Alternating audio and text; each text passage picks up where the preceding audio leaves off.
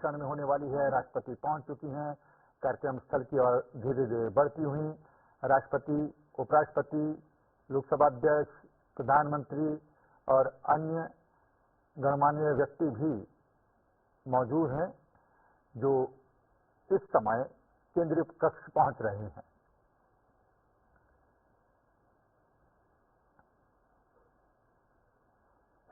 यहाँ संविधान अंगीकार करने के 75 वर्ष की ऐतिहासिक यात्रा, और इस ऐतिहासिक यात्रा को सेलिब्रेट करेंगे आज केंद्रीय कक्ष में।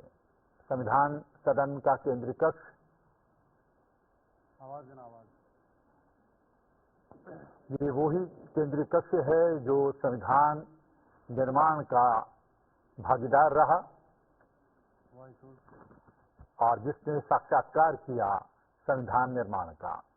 राष्ट्रपति द्रौपदी मुर्मू, उपराष्ट्रपति जगदीप धनखड़, लोकसभा अध्यक्ष ओम बिरला, प्रधानमंत्री नरेंद्र मोदी, संसदीय कार्य मंत्री किरेन रिजिजू, सभासदों, महामहिम राष्ट्रपति जी,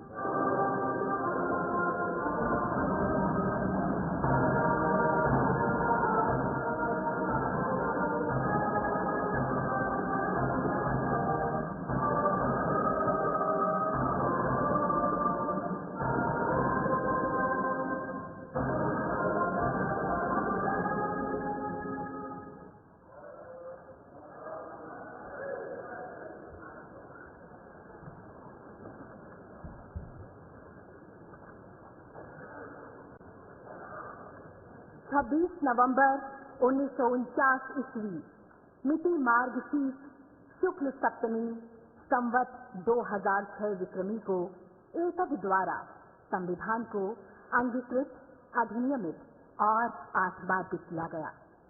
भारत का संविधान दुनिया में सबसे बड़ा लिखित संविधान है, जिसका निर्माण 2 वर्ष 11 महीने और 18 दिनों में हुआ। संविधान के पहले ही पृष्ठ पर लिखा है, इंडिया दैट इज भारत। यह प्रतीक है सभ्यता की सातत्य का, परंपरा की जुड़ती कड़ियों का और जड़ों से जुड़ने का। और ये हम सभी के लिए बहुत हर्ष और गर्व की बात है कि इस वर्ष देश संविधान को अंगीकार किए जाने की 75वीं वर्षगांठ मना रहा है। सादर नमस्कार आप सभी माननीय विशिष्ट जनों का इस ऐतिहासिक केंद्रीय कक्ष में हार्दिक स्वागत, अभिनंदन एवं शत शत वंदन। इस कार्यक्रम को प्रारंभ करने हेतु मेरा सादर अनुरोध माननीय लोकसभा अध्यक्ष श्री ओम बिरला जी से कि आप स्वागत भाषण प्रस्तुत करें।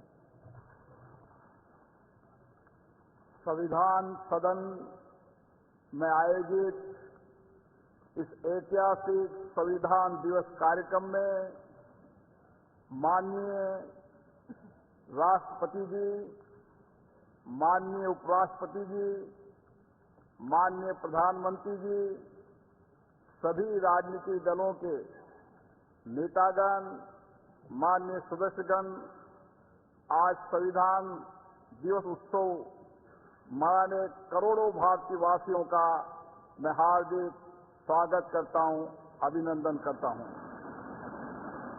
75 वर्ष पहले इसी दिन, इसी पवित्र स्थान पर हमारे संविधान का वो अंगीकृत किया था। माननीय राष्ट्रपति महोदय के नेतृत्व में संपूर्ण देश एक साथ मिलकर आज संविधान के प्रति कृतज्ञता प्रकट कर रहा है। आज करोड़ों देशवासी संविधान की प्रस्तावना का पाठ कर देश को आगे बढ़ाने का संकल्प लेंगे। माननीय प्रधानमंत्री जी की प्रेरणा से वर्ष 2015 में हमने 26 नवंबर को संविधान दिवस के रूप में मनाने का ऐतिहासिक निर्णय लिया था। हमारा संविधान हमारे मनुष्यों की वर्षों की तप, त्याग, विद्वता, सामर्थ्य और क्षमता का परिणाम है। इसी केंद्रीय कक्ष में लगभग 3 वर्षों के कठिन परिश्रम के बाद उन्होंने देश की भौगोलिक और सामाजिक विविधताओं को एक सूत्र में बांधने वाला संविधान बनाया। संविधान सभा में अलग अलग विचारधारा के लोग सदस्य थे। इसके बावजूद भी उन्होंने एक एक अनुच्छेद पर विचार किया, मंथन किया, पूरी गरिमा और मर्यादा से अपनी सहमति असहमति व्यक्त करते हुए संविधान की रचना की। सार्थक एवं गरिमापूर्ण संवाद की इस उत्कृष्ट परंपरा को हमें अपने सदनों में भी अपनाना चाहिए। हमारा संविधान देश में सामाजिक आर्थिक बदलाव का सुधार रहा है। करते हुए काल में हम सामूहिक प्रयासों से विकसित भारत की और मजबूती से आगे बढ़ रहे हैं। इन 75 वर्षों में हमारी संसद के माध्यम से आम जनता के जीवन में सामाजिक आर्थिक परिवर्तन लाए गए हैं, जिससे लोकतंत्र में जनता की आस्था मजबूत हुई है। संविधान में हमारे तीनों लोकतंत्र के स्तंभों विधायिका, कार्यपालिका और न्यायपालिका को आपसी समन्वय के साथ सुचारू रूप से कार्य करने की व्यवस्था दी है। इन 75 वर्षों में इन तीनों अंगों ने श्रेष्ठता से कार्य करते हुए देश के समग्र विकास में अपनी भूमिका निभाई है। बाबा साहब अम्बेडकर जी ने कहा था, हमारा संविधान एक ऐसा दस्तावेज होना चाहिए जो न केवल हमारे देश की स्वतंत्रता और समानता की रक्षा करे, बल्कि हमारे देश के लोगों को एक साथ लाने में भी मदद करे। हमें बाबा साहब अम्बेडकर जी के इन्हीं शब्दों से हमारे महान संविधान निर्माताओं के भारतीय समाज के प्रति दृष्टिकोण को समझना चाहिए। हमारा संविधान वसुदेव कुटुंबकम यानी संपूर्ण विश्व एक परिवार है के सिद्धांत का अनुसरण करने की प्रेरणा देता है। संवैधानिक मूल्यों के प्रति हमारी गहरी प्रतिबद्धता है। विश्व पटल पर इसी कारण भारत की छवि बहुत मजबूत हुई है। मैं सभी माननीय सांसदों से आग्रह करूंगा कि वह अपने अपने क्षेत्रों में संविधान के अंगीकार होने के 75 वर्ष को जनता की सहभागिता के साथ एक उत्सव के रूप में मनाए, जिससे राष्ट्रपति की भावना और अधिक सदृढ़ हो। जय हिंद। धन्यवाद मान्यवर। माननीय विशिष्टगण, भारत दुनिया का सबसे बड़ा लोकतंत्र है और संविधान हमारा ग्रंथ है। आइए अब भारत के संविधान की महिमा पर आधारित एक फिल्म के माध्यम से जाने संविधान के निर्माण की इस ऐतिहासिक यात्रा और गौरवशाली सफर को।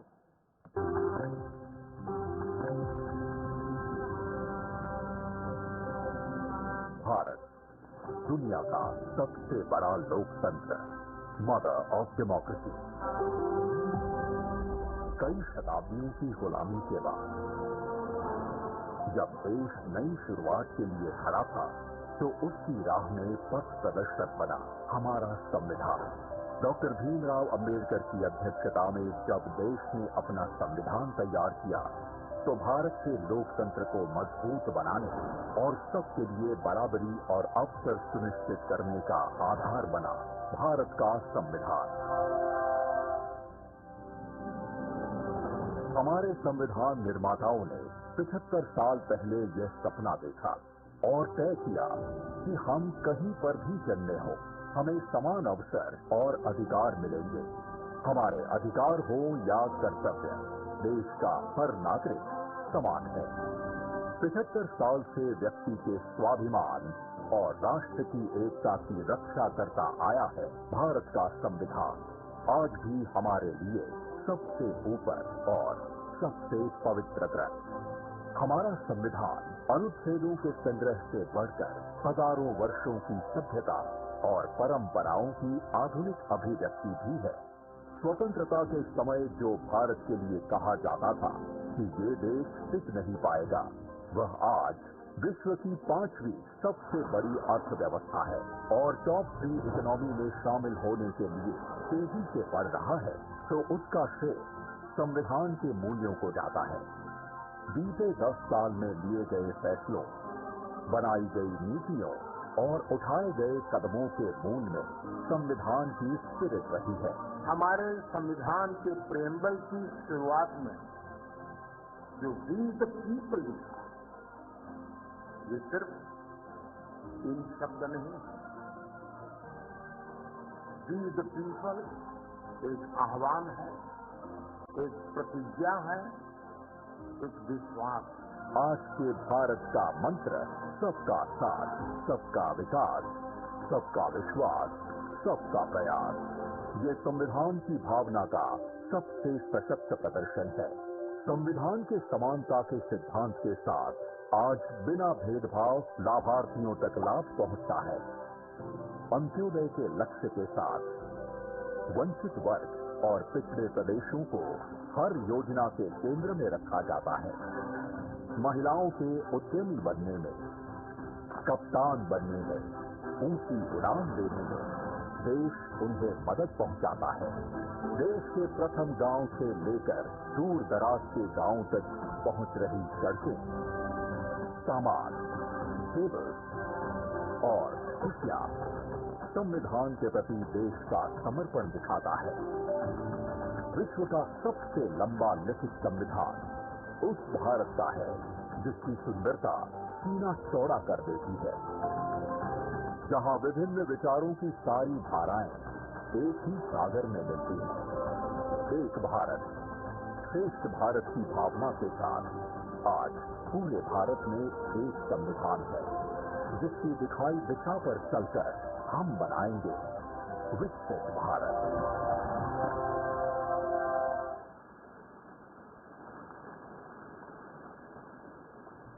और अब मेरा विनम्र आग्रह है भारत के माननीय उपराष्ट्रपति जी और राज्यसभा के सभापति श्री जगदीप धनखड़ जी से कि आप विशिष्ट सभा को संबोधित करें।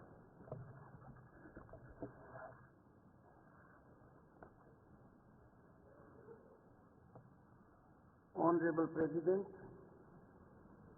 Honorable Prime Minister, Speaker Lok Sabha, Deputy Chairman Rajya Sabha, Leader of the House in Rajya Sabha, Leader of Opposition in Rajya Sabha, Leader of Opposition in Lok Sabha, Minister of Parliamentary Affairs, distinguished members of Parliament and fellow citizens. This momentous day marks a historic milestone as we celebrate 75 years since Bharat adopted its constitution, a remarkable achievement for the world's largest and most dynamic democracy. Our nation thrives with remarkable economic growth, robust infrastructure, widespread digital adoption, all getting international recognition and accolades. These achievements are an indication that our Constitution has effectively anchored Indian democracy. Honorable members, this is an occasion to reflect on our Constitution's core values and reaffirm our dedication to its guiding principles.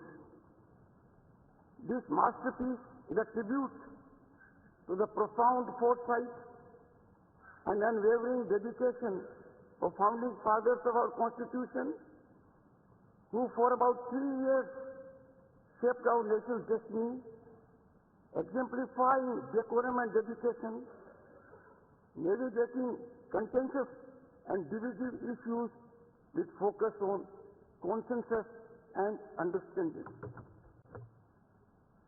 Honorable members, in contemporaneous times, with decorum and discipline still pending in parliamentary discourse, this day we need to resolve by reiterating the glory of our Constituent Assembly embellished functioning. Disturbance as a strategy threatens democratic institutions. Time to restore sanctity of our democratic temples through constructive dialogue, debate, and meaningful discussion to serve our people effectively. The Constitution's opening words, "We the people of India," carry deep meaning, establishing citizen as the ultimate authority, with Parliament serving as its voice. Preamble promises every citizen justice, liberty, equality, and fraternity. It is our North Star when it comes to fructifying people's aspirations and lighthouse in challenging and daunting situations.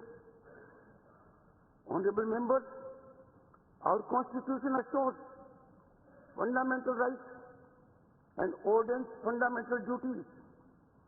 These define informed citizenship, reflecting Dr. Ambedkar's caution that internal conflicts more than external threats endanger democracy. Time for us to fully commit to our fundamental duties, protecting national sovereignty, fostering unity, prioritizing national interests, and safeguarding our environment. We must always put our nation first. We need to be on guard as never before. These commitments are crucial for achieving our vision of Viksit Bharat at 2047, a nation that exemplifies progress and inclusion. Honorable members, Nari Shakti Vandan Adhiniyam affords constitutional assurance to 1/3 women representation in Parliament and state legislatures, and showcases our constitutional adaptability to create a just and equitable society. This example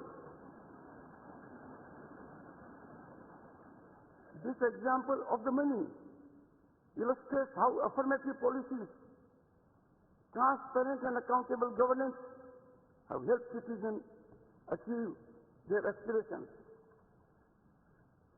Honorable members, India's Constitution stands unique as the world's longest and togetherness adhering to the jurisdictional area. In functioning of these organs of the state, domain exclusivity is quintessence to making optimal contributions in steering Bharat towards unprecedented heights of prosperity and equity. Honorable members, evolution of a structured interactive mechanism among those at the helm of these institutions would bring greater convergence in serving the nation.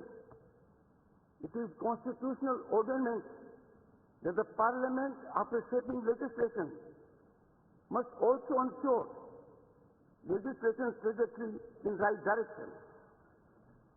As guardians of democracy, we bear the sacred duty to honor our citizens' rights, aspirations, and seriously pursue their dreams by making optimal contributions inspired by national welfare and public interest. It is for this that June 25 is now set to be celebrated every year, reminding us of the emergency, the darkest period when fundamental rights of citizens were suspended, people were detained without any reason, and civil rights were violated. Honorable members, all citizens, particularly members of Parliament, must amplify our nation's resonance on the world stage. May this honored chamber resonate with democratic wisdom, maintaining the bond between citizens and their elected representatives. As we commemorate the 75th anniversary, let us commit to building a more vital collective consciousness of our Constitution that binds us as people and promotes progressive nation building ideas while shielding us from the consequences of sectarian perspectives. Honorable members, I seek to refer in conclusion Dr. Ambedkar's reflection in his last address in the Constituent Assembly on November 25, 1949, in this hallowed theatre. I quote, "What perturbs me greatly is the fact that not only India has once before lost her independence, but she lost it by the infidelity and treachery of some of her own people. Will history repeat itself? It is this thought which fills me with anxiety.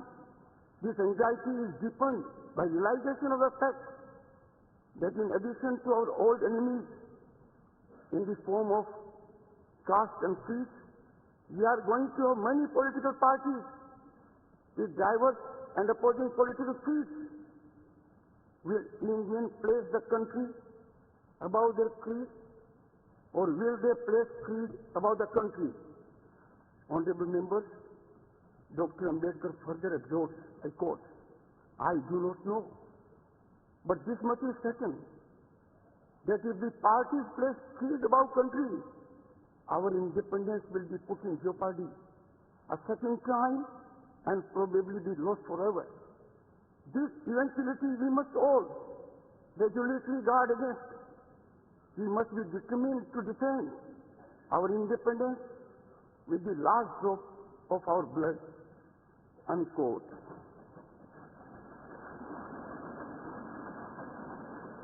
Honorable members, I too conclude on this note with appeal to heed wise counsel emanating from the father of the Indian Constitution.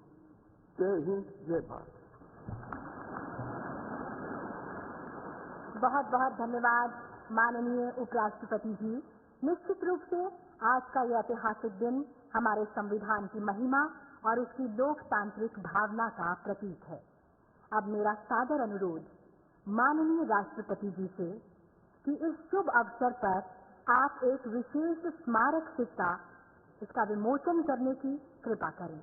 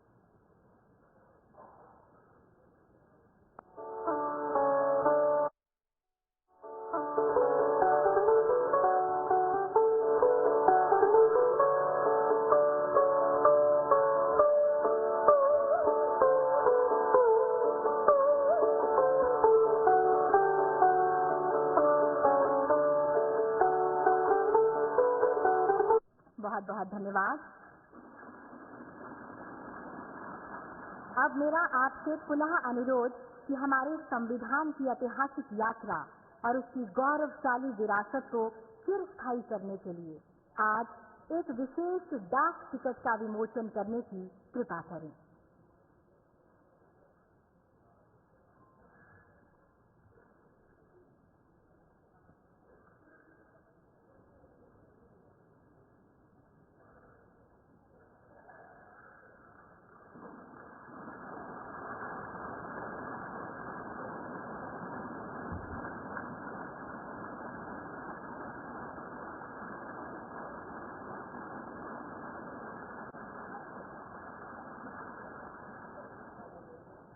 यह डाक ticket संविधान की उन मूल भावनाओं का प्रतीक होगा जो भारत को एकजुट करती है और हमें आगे बढ़ने का मार्ग दिखाती है।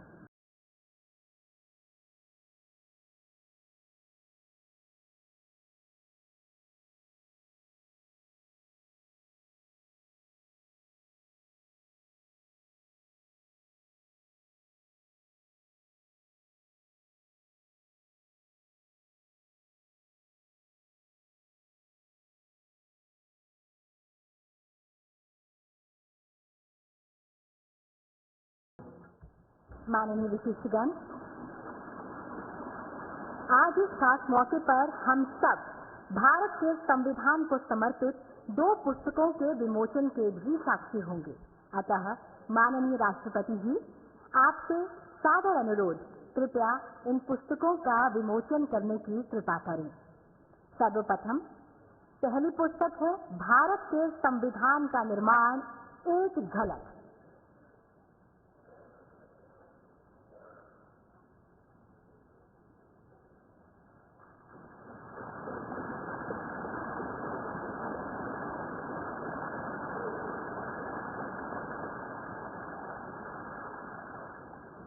इसी के साथ दूसरी पुस्तक है भारत के संविधान का निर्माण और इसकी गौरवशाली यात्रा। मेरा सादर अनुरोध, इस पुस्तक का भी विमोचन करने की कृपा करें।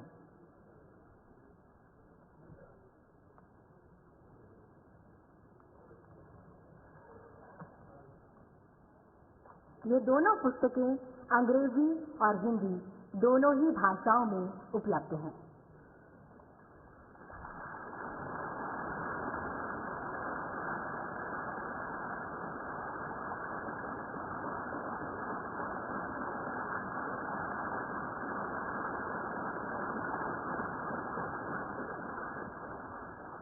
सादर धन्यवाद। संविधान में अंकित चित्रों से भारत का अंतर्मन झांकता है। अतीत की हमारी गहरी जड़ें, समृद्ध विरासत, ज्ञान का व्यापक विस्तार और सभ्यता का सुंदर स्वरूप इन चित्रों के माध्यम से सामने आता है। संस्कृति परंपरा की वे गहरी कड़ी आज भी अक्षुण्ण है, उतनी ही जीवंत है, उतनी ही प्रेरणादायी भी। अतः आपसे सादर अनुरोध, भारत के संविधान की कला को समर्पित पुस्तिका का विमोचन करने की कृपा करें।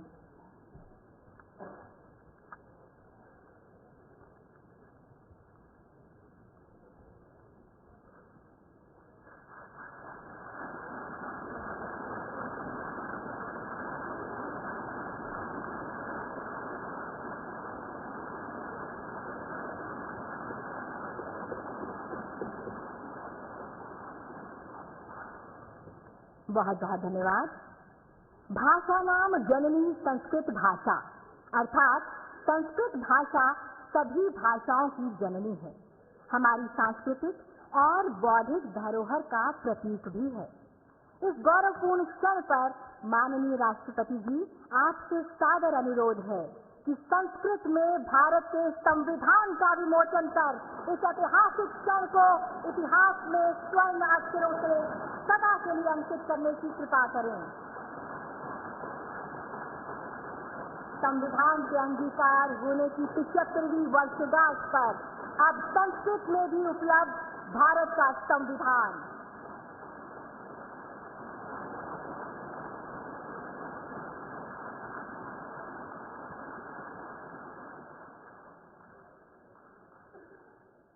धन्यवाद। भारत के प्राचीनतम भाषा में मैथिली के उच्चतम स्थान थे। अतः आपसे सादर अनुरोध, मैथिली भाषा में संविधान का विमोचन करने की कृपा करें। मान्यवर,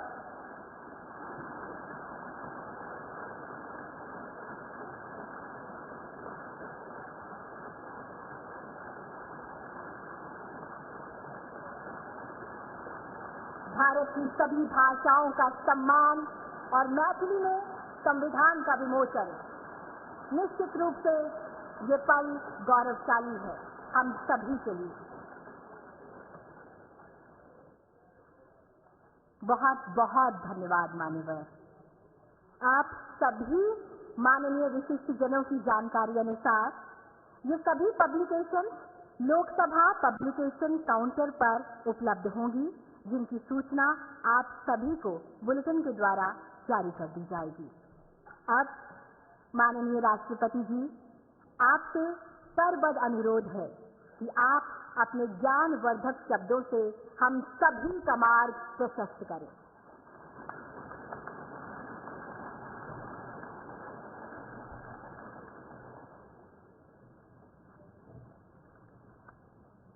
भारत के माननीय उपराष्ट्रपति श्री धनखड़ जी, प्रधानमंत्री श्री नरेंद्र मोदी जी, लोकसभा अध्यक्ष श्री ओम बिरला जी, राज्यसभा के उपसभापति श्री हरिवंश जी, राज्यसभा में सदन के नेता श्री जगत प्रसाद नाडा जी, राज्यसभा में विपक्ष नेता श्री मल्लिकार्जुन खड़गे जी, संसदीय कार्य मंत्री श्री किरेन रिजिजू जी, लोकसभा में विपक्ष नेता श्री राहुल गांधी जी, माननीय सांसदगण और चारों देशवासी, संविधान दिवस के पावन अवसर पर आप सभी के बीच आकर मुझे हार्दिक प्रसन्नता हो रही। संविधान हमारे देश का सबसे पवित्र ग्रंथ है। आज हम सब एक ऐतिहासिक अवसर के भागीदार भी बन गए हैं और साक्षी भी। 75 वर्ष पहले संविधान सदन के इसी केंद्रीय कक्ष में आज ही के दिन संविधान सभा ने नवस्वाधीन देश के लिए संविधान निर्माण का बहुत बड़ा कार्य संपन्न किया था। उस दिन संविधान सभा के माध्यम से हम भारत के लोगों ने इस संविधान को अपनाया, अधिनियमित किया और आत्मार्पित किया था। हमारे संविधान हमारे लोकतांत्रिक गणतंत्र की सुदृढ़ आधारशिला है। हमारा संविधान हमारे सामूहिक और व्यक्तिगत स्वाभिमान को सुनिश्चित करता है। आज कृतज्ञ राष्ट्र की ओर से मैं संविधान सभा के सदस्यों और कर्मियों को श्रद्धांजलि अर्पित करती हूँ। ये देश का सौभाग्य है कि संविधान सभा के अध्यक्ष डॉक्टर राजेंद्र प्रसाद ने तथा प्रारूप समिति के अध्यक्ष डॉक्टर बाबा साहेब अम्बेडकर ने संविधान निर्माण की यात्रा का मार्गदर्शन किया। बाबा साहेब अम्बेडकर ने प्रगतिशील और समावेशी सोच की छाप हमारे संविधान पर अंकित किया। संविधान सभा में बाबा साहेब के ऐतिहासिक संबंधों से ये तथ्य स्पष्ट होता है कि भारत लोकतंत्र की जननी है। अपने लोकतंत्र पर गौरव की इसी भावना के साथ आज हम सब इस विशेष अवसर पर एकत्र हुए। ये अवसर संविधान सभा की 15 महिला सदस्यों के योगदान को स्मरण करने का भी है।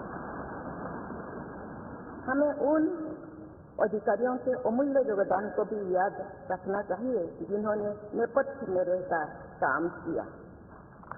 उनकी कार्यनिष्ठा ने संविधान निर्माण की प्रक्रिया को सुचारू रूप से आगे बढ़ाया। उनमें प्रमुख भूमिका श्री BN राव की थी, जो संविधान सभा के संवैधानिक सलाहकार थे। मैं संविधान सभा के सचिव श्री SDR अंगगर, संयुक्त सचिव श्री SN मुखर्जी और उप सचिव श्री को भी उल्लेख करना चाहूंगी। माननीय संसदगण, स्वतंत्रता के 75 वर्षों पूर्ण होने पर मैं सभी देशवासियों ने आजादी का अमृत महोत्सव मनाया। आगामी 26 जनवरी को हम अपने गणतंत्र की 75वें वर्षगांठ मनाएंगे। इस तरह के समारोह हमें अब तक की यात्रा का अवलोकन करने और आगे की यात्रा की बेहतर योजना बनाने के अवसर प्रदान करते हैं। ऐसे समारोह हमारी एकता को मजबूत बताने की तथा ये दर्शाते हैं कि राष्ट्रीय लक्ष्यों को प्राप्त करने के प्रयासों में हम सब एक साथ हैं। हमारे स्वाधीनता संग्राम के दौरान अनेक महान विभूतियों ने हमारे राष्ट्रीय आदर्शों को रेखांकित किया था। हमारी संविधान सभा में हमारे देश की विविधता को अभिव्यक्ति मिली थी। संविधान सभा में सभी प्रांतों और क्षेत्र के प्रतिनिधियों की उपस्थिति से अखिल भारतीय चेतना को शोर मिला था। संविधान सभा के वाद विवाद तथा सदस्यों के संबोधनों में हमें संविधान निर्माण की प्रक्रिया के साथ साथ अपने देश के बारे में गहरी जानकारी प्राप्त होती है। आज जिन पुस्तकों का विमोचन किया गया तथा जो शॉर्ट फिल्म दिखाई गई, उनमें लोगों को हमारे संविधान निर्माण के गौरवशाली इतिहास का परिचय प्राप्त होगा। एक अर्थ में भारत का संविधान कुछ महानतम मेधावी लोगों द्वारा लगभग 3 वर्षों के विचार विमर्श का परिणाम था, लेकिन सही अर्थ में ये हमारे लंबे स्वाधीनता संग्राम का परिणाम था। उस अतुलनीय राष्ट्रीय आंदोलन के आदर्शों को संविधान में अत्यंत महत्वपूर्ण स्थान दिया गया। उन आदर्शों को सुस्पष्ट और संक्षिप्त रूप से संविधान की प्रस्तावना में व्यक्त किया गया है। ये आदर्श है न्याय, स्वतंत्रता, समता और बंधुता। ये आदर्श सदियों से भारत को परिभाषित करते रहे। संविधान की प्रस्तावना में उल्लिखित आदर्श एक दूसरे के पूरक है। समग्र रूप से ये सभी आदर्श ऐसा वातावरण उपलब्ध कराते हैं जिसमें हम नागरिक को फूलते फलते समाज में योगदान देने तथा साथी नागरिकों की मदद करने का अवसर मिलता है। माननीय संसदगण, संविधान की भावना के अनुसार कार्यपालिका, विधायिका और न्यायपालिका का ये दायित्व है कि वे सामान्य लोगों के जीवन को सुगम बनाने के लिए मिलजुल कर काम करें। संसद द्वारा पारित किए गए अनेक अधिनियमों से जौन आकांक्षाओं को अभिव्यक्ति मिली। देश के आर्थिक एकीकरण के लिए स्वतंत्रता के बाद का सबसे बड़ा टैक्स सुधार गुड्स एंड सर्विसेज टैक्स को के रूप में किया गया। वर्ष 2018 में राष्ट्रीय पिछड़ा बल आयोग को संवैधानिक दर्जा प्रदान किया गया। वुमेन लेड डेवलपमेंट की सोच को यथार्थ रूप देना सामाजिक न्याय के संवैधानिक आदर्शों को प्राप्त करने के लिए अनिवार्य है। नारी शक्ति बंधन अधिनियम द्वारा हमारे लोकतंत्र में महिला सशक्तिकरण के एक नए युग की शुरुआत की गई है। दंड के स्थान पर न्याय तथा अपराध के स्थान पर सुरक्षा की भावना पर आधारित भारतीय न्याय संहिता, भारतीय नागरिक सुरक्षा संहिता और भारतीय साक्ष्य अधिनियम को पारित करके सांसदों ने आधुनिक सोच को अपनाने का प्रभावशाली परिचय दिया है। ऐसे अनेक इस प्रयासों के लिए मैं सरकार की सराहना करती हूँ। उच्चतम न्यायालय के प्रयासों से देश की न्यायपालिका हमारे न्याय प्रणाली को और अधिक प्रभावी बनाने के लिए अनेक प्रयास कर रही है। न्यायपालिका विचाराधीन कैदियों को और जेल सुधार के विषयों पर भी कार्यरत है। हमारे देश में मूलभूत अधिकारों का दायरा समय के साथ विस्तृत होता रहा है। अपेक्षाकृत कम साधन संपन्न लोगों को कानूनी सहायता प्रदान करने के संवैधानिक निर्देश प्रति जागरूकता और सक्रियता बढ़ रही है। माननीय सांसदगण, कार्यपालिका, विधायिका और न्यायपालिका के साथ साथ सभी देशवासियों की सक्रिय भागीदारी से हमारे संवैधानिक आदर्शों को शक्ति मिलती है। हमारे संविधान में प्रत्येक नागरिक के मूल कर्तव्यों का स्पष्ट उल्लेख किया गया है। भारत की एकता और अखंडता की रक्षा करना, समाज में समरसता की भावना का निर्माण करना, महिलाओं के सम्मान को सुनिश्चित करना, पर्यावरण की रक्षा करना, वैज्ञानिक दृष्टिकोण को अपनाना, सार्वजनिक संपत्ति की सुरक्षा करना तथा राष्ट्र को उपलब्धियों की नई ऊंचाई तक ले जाना नागरिकों के मूल कर्तव्यों में शामिल है। हमारा संविधान एक जीवंत और प्रगतिशील दस्तावेज है। बदलते समय की मांग के अनुसार नए विचारों को अपनाने की व्यवस्था हमारे दूरदर्शी संविधान निर्माताओं ने बनाए। हमने संविधान के माध्यम से सामाजिक न्याय और समावेशी विकास के अनेक बड़े लक्ष्यों को प्राप्त किया है। नई सोच के साथ हम भारत को विश्व समुदाय में नई पहचान दिला रहे हैं। हमारे संविधान निर्माताओं ने भारत को अंतर्राष्ट्रीय शांति और सुरक्षा को मजबूत बनाने में महत्वपूर्ण भूमिका निभाने का निर्देश दिया है। आज एक अग्रणी अर्थव्यवस्था होने के साथ साथ हमारा देश विश्व बंधु के रूप में ये भूमिका एक भी निभा रही है। समुदाय में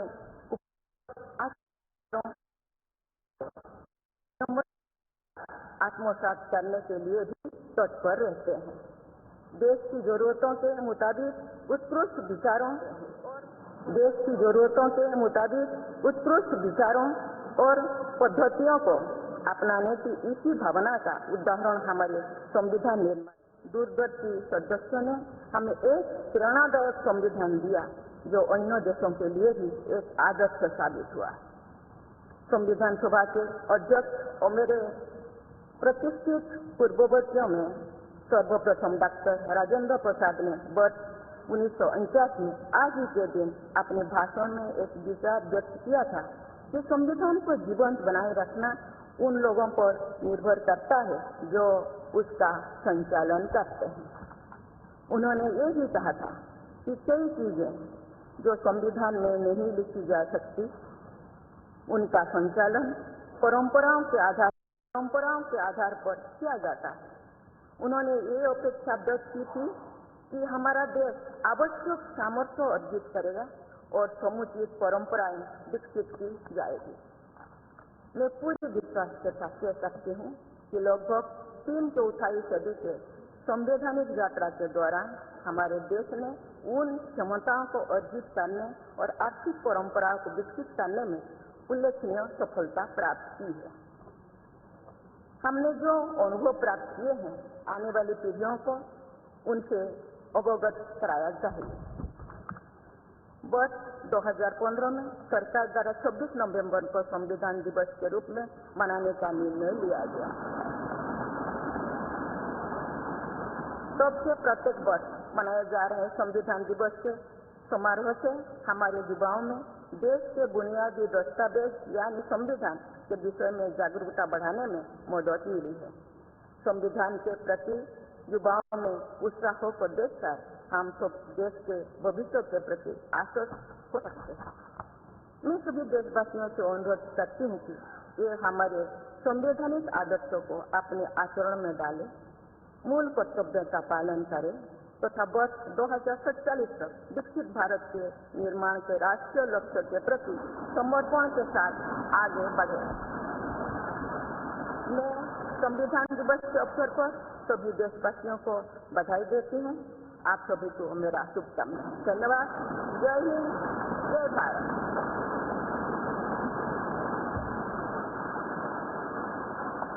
माननीय राष्ट्रपति जी, बहुत बहुत धन्यवाद। अब हम आपसे विनम्र अनुरोध करते हैं कि आज के इस विशेष अवसर पर आप पूरे राष्ट्र के साथ उद्देशिका का वाचन करने की कृपा करें। आप सभी से भी सादर अनुरोध।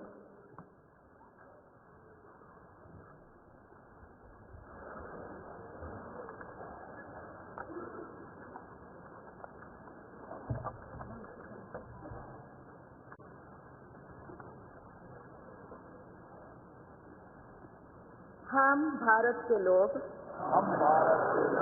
भारत को एक संपूर्ण प्रभुत्व संपन्न समाजवादी पंथ निरीक्षण लोकतांत्रिक गणराज्य बनाने के लिए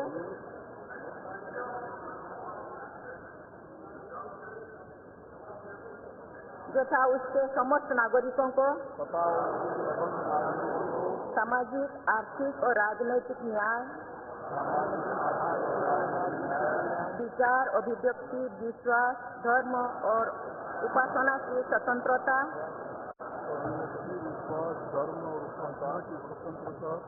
प्रतिष्ठा और अवसर की समता प्राप्त करने के लिए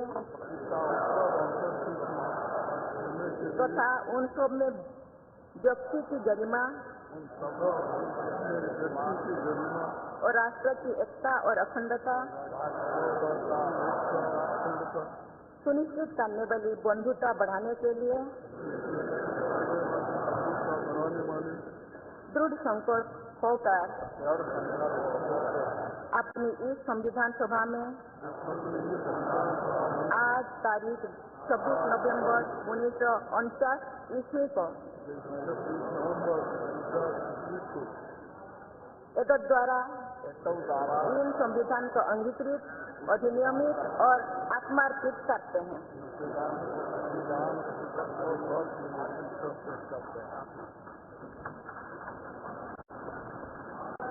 और अब राष्ट्रगान